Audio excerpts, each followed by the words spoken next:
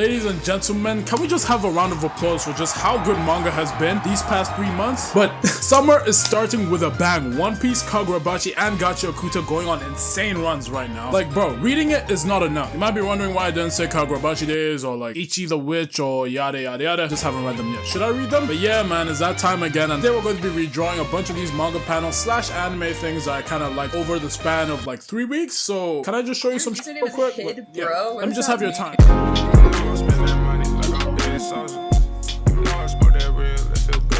Remember in the past few videos when I said that I came to a breakthrough? I think here is one where we're really gonna see a lot of these breakthroughs coming through. If you get what I mean. It's busting through the wall like a Kool-Aid man, bro. 2025 is gonna go down as one of those years for an amazing year for manga. Not only because a lot of them are getting their adaptations and we're seeing them actually come to life, but a lot of new manga right now that have come out in the past 2 years, the new gens are reaching new points that are concealing them as one of the GOATs. Still praying for that Kagurabachi adaptation. Please, please. Because Gachi Okuta just dropped its own adaptation too, and it's freaking amazing. And honestly, watching it enough with my homies wasn't enough, reading it wasn't enough, so I had to redraw a full-on panel of one of my favorite side characters so far when I was reading the manga, which you'll find out later at the end of this video. And honestly, I've been kind of in a weird space with art lately. I'm not really sure what to make or where I'm going with my developing art style, so redrawing all these manga characters is actually honestly a safe space for me right now, but I'm trying to break out of it as I'm in this kind of weird art block situation.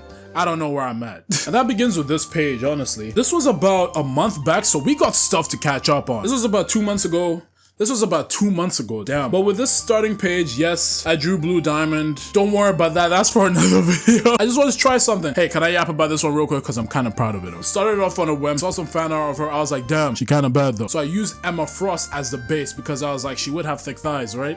Right, first 3 minutes and I'm already on some freak shit. But hey, we got Zoro though. So I bought these markers, right? That really helps me get this perspective down. Took this inspiration from, I'll put up their work right here. It was a fan animation of this kind of low poly animation of Zoro in the Egghead arc. And obviously we all love the fit. Yes, Zoro, we see the fit. Interesting perspective choice. I started off with a hand and I built it up from there. One thing that I definitely learned is that planning stuff out before going to details helps. It's almost like people have been telling me that for the whole time.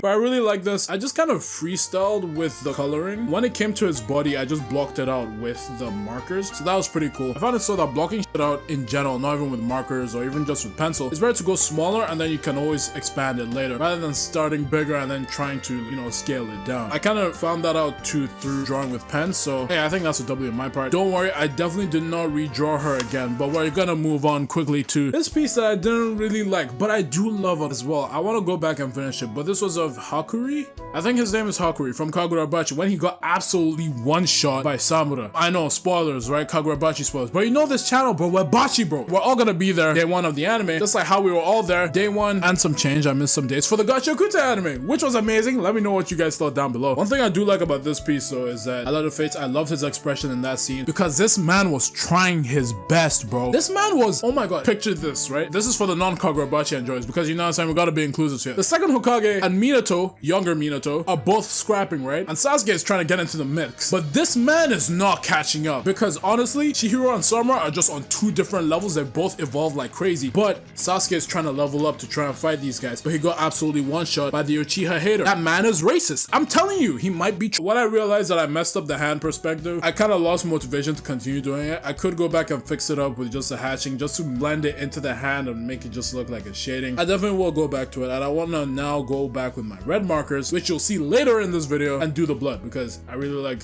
drawing blood. It's Hiko. His name is Hiko. I'm gonna have to like voice over that. Hiko. I really tried out some different things just out of the scope of what I wanted to do, and that was redrawing my favorite manga panels. Compared to the last video where I would just take an inspiration and just, you know, build up from it, I was really trying to copy these panels as accurately as possible just because I wanted to take that challenge in kind of balancing out what I saw in the manga panel and what the original idea was from the source, if you get what I mean. Am I making sense? But before getting to this, I was just in a big rut of just not even wanting to draw. Like, I just was afraid of it, and I honestly was afraid of this whole sketchbook as a whole. I didn't touch it for like 2-3 weeks, man. And during that time, I was working on digital stuff, so my art block wasn't really hitting like that until I went back to the sketchbook. As a person who has dealt with it so many times that you probably dealt with it in multiple different ways, I don't think everyone really experiences art block the same. Some may get out of it earlier than others. Some people is just like flatline for a while. I've had that for like 2 years. I mean, honestly, I just didn't want to draw at all because trauma, but anyways, one thing has honestly helped me throughout this whole experience, and that is with today's sponsor, Skillshare. Skillshare is a platform where you can learn a variety of skills ranging from illustration to writing to recording videos like these and even animation in 3D. Skillshare classes are taught by world-class creatives like professional illustrators, renowned graphic designers, and successful entrepreneurs. So you can rely that the classes that are being taught to you aren't just average Joes on the internet, as it lets you learn directly from real, super talented, and successful creatives. I personally took Aaron Kate's class of overcoming art block exercises for every time frame and skill level, where you can slowly unbind that knot inside your mind and achieve your creative freedom and get back to the way you were before. Honestly, I don't think I would be able to produce the things that I'm gonna show you guys later in this video because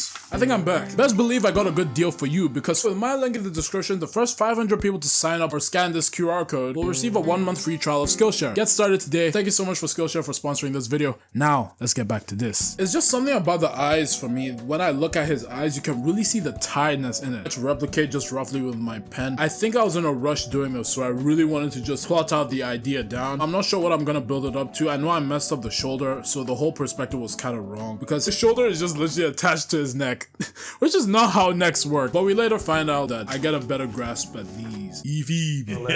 Next, we have this Omni-Man brain rot piece I was gonna do for another brain rot video. I drew brain rot for a little. Do you guys wanna get the video out? It's kind of old, but I still have it. I drew Soul Illuminati. You guys wanna see that? Remember when I said that I was dealing with a little bit of art block? That was when I went on a trip to Toronto to go visit my sisters and my mom, and just, they were graduating university, so you know what I'm saying? You had to be there, right? I mean, family, right? During this whole time, I was just kind of, I don't really know what to draw. Next page, I kind of redrew some old that I did. Still kind of like the original though. I think it's just because of the hatching that I did. We're gonna quickly move on from that and go on to some references that I took from Instagram. So shout out JMMOX, I think that's their name on Instagram. Found this pose of this cool character just like kind of stunted up with an umbrella, and I was like, that's kind of cool. That is so manga, bro. You know what I'm saying? Like, just imagine like a character just going down to meet someone like, hey, you okay? On some All Might meeting Midoriya for the first time type beat. Next page, I kind of wanted to visualize myself in a manga style with my OC, because I realized it's been a while since I drew my OC, right? So I went along with it. I wanted to take inspiration from Don with my boy Gigi, which I know I should have drawn him for real, because he's slowly becoming. I watched one episode of Don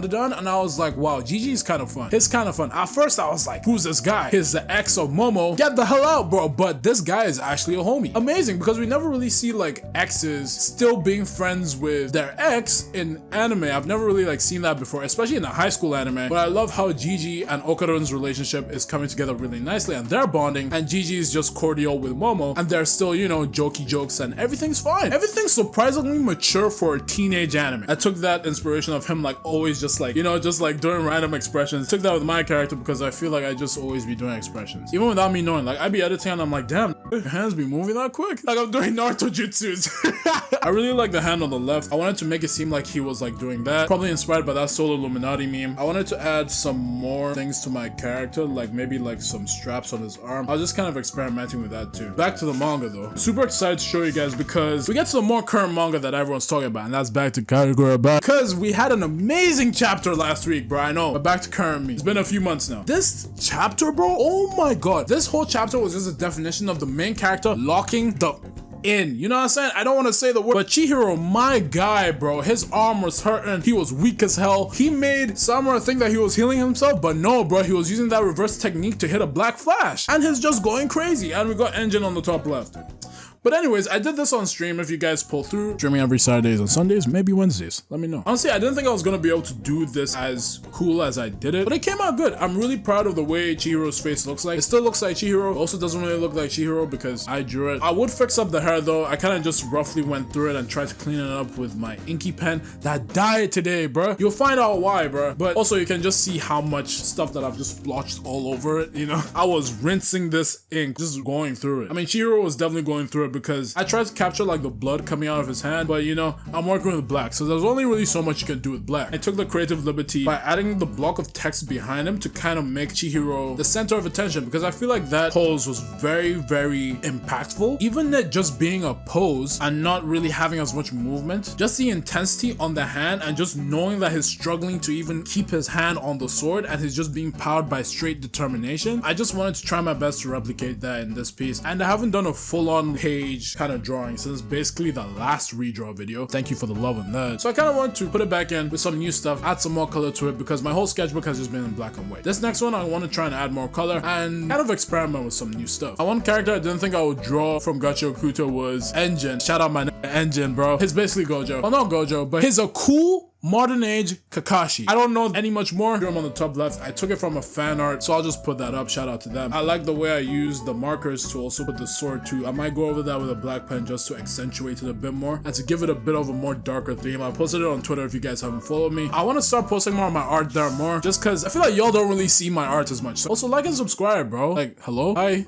I'm back. This next page, right? Hey, you're just gonna have to hear me out on all of this, bro. I saw some fan art. of Makima. I haven't drawn Makima in a minute, bro. I miss my wife. R.I.P. Spoilers, but you know what I'm saying? It was a fan art of her. Basically, she had a chain and basically she was pulling you. It was some freaky ass shit. I just liked her expression, so I wanted to try and copy that in my style. I don't really like how I made the right eye a bit too wide, but I didn't really mind it because that's what's meant to grab your attention too. I'm happy with the proportions. Very happy with the proportions. So let's move on to the star, I think, of this page, and that's Sailor Moon. If you guys have been on art Twitter for a while, y'all may remember, I think it was last year or so, a minute ago, there was this Sailor Moon piece that went absolutely viral. It was basically of this Sailor Moon piece where she's a bit tattered and bruised and she kind of looks bloodthirsty. Hey, I found that kind of fire, bro, with the blood on her, you know? You wouldn't really expect Sailor Moon just, I mean, she is one of the most OP anime characters to ever exist, so she definitely got some blood on her hands and she definitely got some blood on her face, so I tried to recreate that with the markers using a lighter touch this time because I normally go a bit harder with it. I just went over it with a pencil to get those darker tones while letting the marker just be for the eyes, just so that they pop out a lot more. And I used a yellow marker for the hair just because her hair is blonde, she's a blonde bitch. But yeah, I really like this. I honestly didn't think this was gonna come out good. Dude, I did try drawing this before I started this channel and I couldn't draw it at all. So I was like, let me just try. Hey, let me just try and see what I cook. It seems like a cut. Chat, did I cook? Chat. Hey, chat. One thing that I do like about my art style is that I like that little like scrunchiness thing of the nose. I think it makes the faces feel a lot more full, because I feel like before when I would draw my characters, I don't know, I didn't like how empty the faces felt. Now, a lot of the drawings were unfinished, right? So I just literally needed to build on them more. But I do like the little like scratchiness thing on the nose. It kind of reminds me of Ash Ketchum with like his weird lightning stuff on his face. I know it's reminding me of some other anime. Is it My Hero with like the weird nose thing? I could unconsciously just be getting inspiration from that. But hey, hey, don't steal my sauce, bro. And now onto the final page, which is crazy because I feel like it's been what, 15 minutes? One booklet has been 30. But yeah, initially I wanted to draw Rudo from Gachi Okuta because I watched the first episode and it's been an amazing adaptation. I do kind of wish the climatic double page spread of Rudo falling down, you know, when he got like sent down, I wish that was like, you know, like we got like a frame of him just like falling with that weird thing at the back. I still don't know what that weird thing is. Hey, shush. I got my theories, bro. But I was reading the manga and one arc that I really liked and a character that really attached me, and I see why niggas like him a lot, and that's Jabba the Hutt. This man is crazy. This man definitely on the Nightmare Blunt rotation. You do not want to invite this man to any functions or party. This man will lace everything because he laces himself. He's a monster. Because literally this manga panel that I tried to replicate for the whole page, it was when I think it was either when he got knocked out. Oh no, he laced himself with his own poison. He poisoned himself so that he went on a rampage, which was so raw, by the way. I love that. Honestly, one of my, if not my favorite villains so far. I know I just started, I'm barely in the first arc, but he's gonna look so cool in the anime and I know all the girls gonna love him. Oh my god, he's so rough and cool and shut up. But yeah, he woke up and finally came back to his senses because he was tweaking. So I wanted to capture that. I loved, again, with the tired eyes, man. Back to Hiko. With those scratches for the eyes, because the way you see a living thing is like through its eyes, right? So if you have it like scratched out, it kind of adds that kind of faded effect, especially with Gachi Okuta, where the eyes are such like a focal point of like the character designs. I feel that and the eyelashes, because they have the most detail. That, the hair, and the eyelashes, and the drip. Yes, Rudo, we see the fit. Can't wait to catch up because you got that shit on. You got that dog in him. You got that dog on. Anyways, back to this piece. I definitely did not work on it this morning. It's not finished yet, but I really wanted to implement the markers in a creative way, and also taking inspiration from volume cover 7 with Jabber on it. We do notice that a lot of his theme is purple. It goes along with the poison theme. So I wanted to add that to the hair for the first 2 panels of him slowly waking up, coming to, and adding that to the clothes just to make his face stand out a bit more. Initially, I wanted to add it to the hair. I still might add it to the hair and just do some different shading on it just to make it pop out a bit more. And I'm gonna add some more blood to him just to make it pop out and to just show just how gruesome he is. He is a weirdo. Might want to dap him up, but I don't know if I'll die after. Are you dapping him up? Like, cause like he got Edward Scissorhand hands, man. Other than that, I think that's pretty much it of this sketchbook so far. I have like 2 more pages to finish the sketchbook, so I can't freaking wait. If you guys loved watching this video, you probably like watching this last one. Honestly, I think the last one was a lot better just because I had more drawings. But we're definitely gonna cook more in this next sketchbook. But yeah, thank you guys so much, and I love you guys. See ya.